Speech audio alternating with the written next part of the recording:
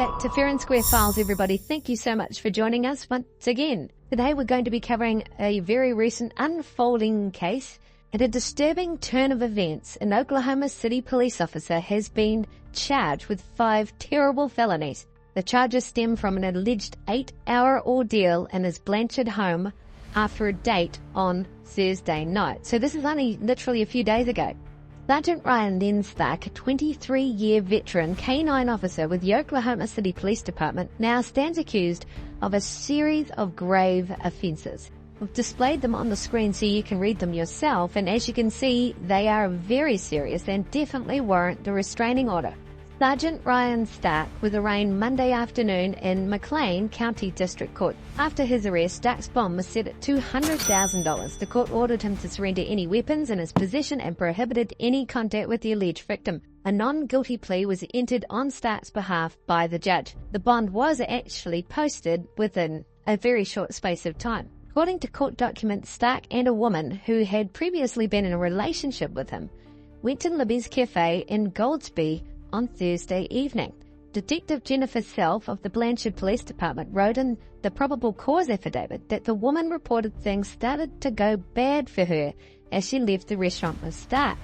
The woman, who had been picked up by Stark in his police vehicle, yes, that's right, his police vehicle, called a friend to be picked up from the restaurant, and she was expressing her reluctance to go with Stark back to his home in Blanchard. She advised he then started to get mad and started to amp up, and he was intoxicated, Self wrote in her affidavit.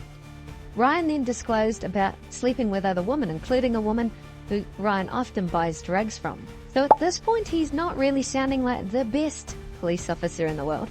Very quickly, before we go any further, some exciting news. We've just launched our membership program. So if you're interested and you want to become a member, just simply hit the join button and you'll be forwarded on to the video and you'll see exactly what's on offer. Some great things there for you.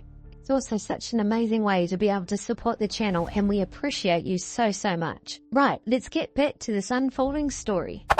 As they neared Stark's residence, he began grabbing for her cell phone, and she tried to escape the vehicle according to the affidavit. When opening the passenger door to get out, Ryan then accelerated the vehicle. The woman's foot was already out and it was slammed into the garage.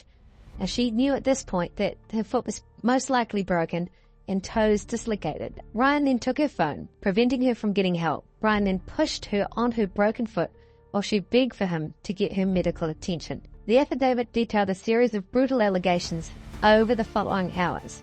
The woman was allegedly held against her will while Ryan sat in a chair blocking her from exiting his room at his residence. Now, over the course of the next few hours, Ryan continued to assault her, dehumanize her.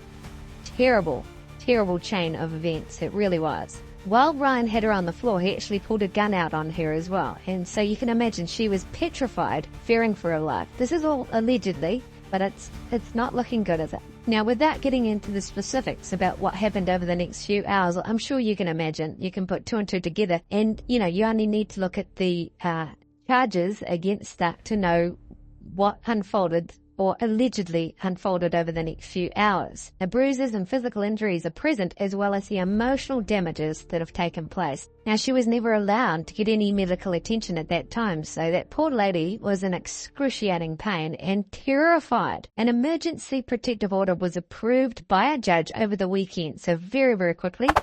In Self's affidavit, she noted that the woman advised it was like a demon had taken over Stark. The issuance of a protective order against Stark highlights the severity of the allegations. I mean, they were quick to put that into place.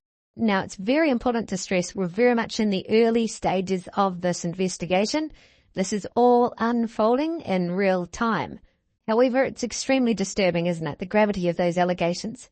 The impact of law enforcement misconduct and public trust. It's massive at the moment. So who is Oklahoma City Police Officer Len Stark? In 2014, Stark was cleared of criminal charges following a fatal shooting incident that also resulted in the death of his canine police dog. Cleveland County District Attorney Greg Mashburn determined that the use of force by Sergeant Len Stark was justified and appropriate under the law at that time. During the 2014 incident, Stark and other officers responded to a business burglary in southeast Oklahoma City.